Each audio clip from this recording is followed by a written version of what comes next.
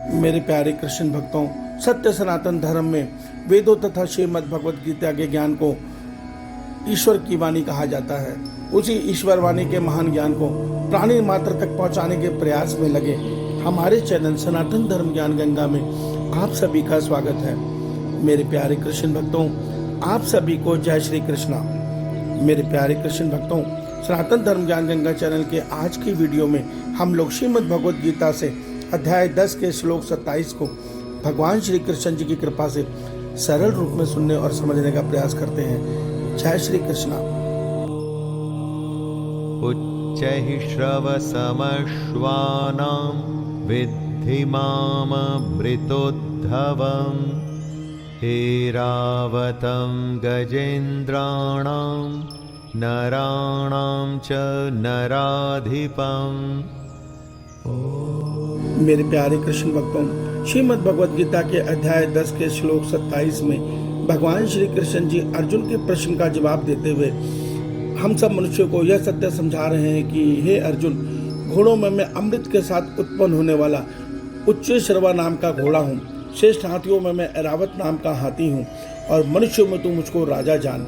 मेरे प्यारे कृष्ण भक्तों, श्रीमद् भगवद गीता के अध्याय 10 के श्लोक 27 को आइए हम भगवान श्री कृष्ण जी की कृपा से सरल रूप में सुनने और समझने का प्रयास करते हैं। जय श्री कृष्णा।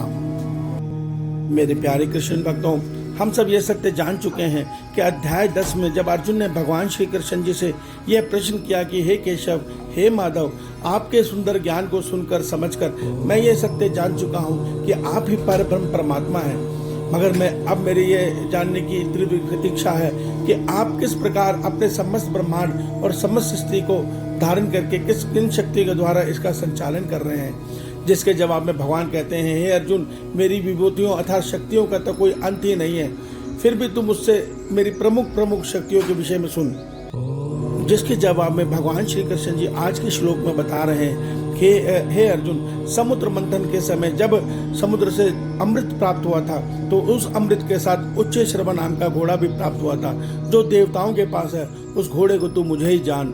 जो उस अमृत के साथ ऐरावत हाथी प्राप्त हुआ था वो भी मैं ही हूँ, वो भी इंद्र के पास है।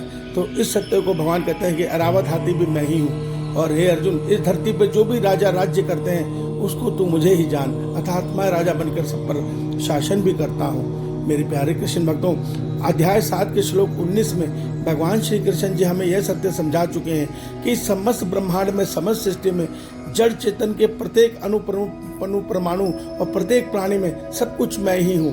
मेरे अतिरिक्त इस ब्रह्मांड में कोई कुछ भी नहीं है, मगर ये सत्य मनुष्य तत्व ज्ञान के बाद ही अनुभव कर सकता है।